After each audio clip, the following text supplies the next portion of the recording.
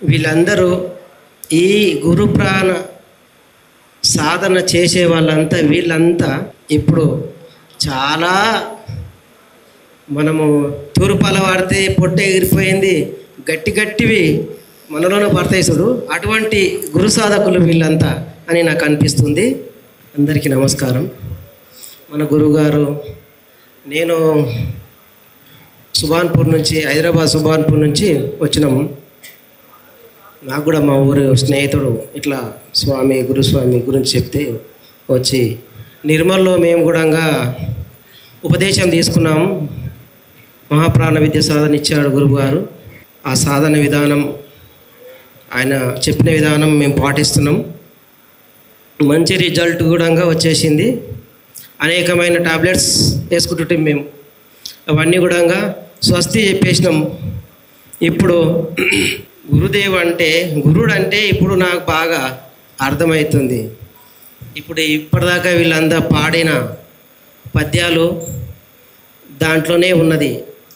ఇంకా గురుర్ బ్రహ్మ గురుర్ విష్ణు గురుదేవో మహేశ్వర గురు సాక్షాత్ పరబ్రహ్మ తస్మై శ్రీ గురవే నమః.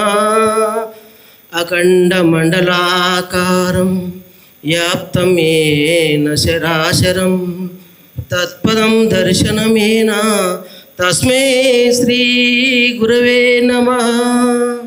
తస్మై శ్రీ గురవే నమః. గురువు అంటే తల్లిదండ్రి కన్నా, తల్లిదండ్రి అంటే మనల్ని కొంతవరకు మనల్ని చేస్తారు, కానీ గురువు మనకు మోక్షపదం చేరుస్తున్నాడు. గురు పరబ్రహ్మ స్వరూపం వ్యాప్తమేనా శరాశరం తత్పదం దర్శనమేనా అంటే ఆ పరమాత్మ దర్శనము మనకు కలిగిస్తున్నాడు గురుమూర్తి. గురు ద్వారానే మనము మోక్షపదము సాధించాలంటే సాధించవచ్చు. సాధన అంటే సాధ్యము కానిది లేదు.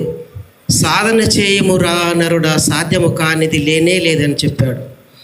ఎవరు చెప్పారు? గురుమూర్తి చెప్పిండు. అందుకని సాధన చేస్తే మనకు ఏది కూడా మనకు అసాధ్యం అనేది కాదు, ఏదైనా సాధ్యమవుతుంది.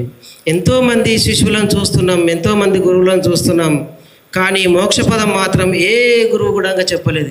ఇప్పుడిప్పుడు వాళ్ళు మన గురువు వీడియోలు కానీ అవి చూసి ఇప్పుడిప్పుడు కొంచెము దాంట్లో పెడుతున్నారు, కానీ అంతకుముందు మాత్రం ఎవ్వరు కూడా, నేను ఎంతోమంది గురువులని చూసాం, కానీ ఎవ్వరు కూడా ఈ ఫలితాన్ని మాత్రం ఎవ్వరు ఇవ్వలేదు.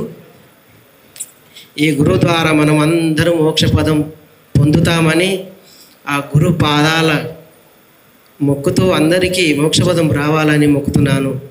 జై గురువే.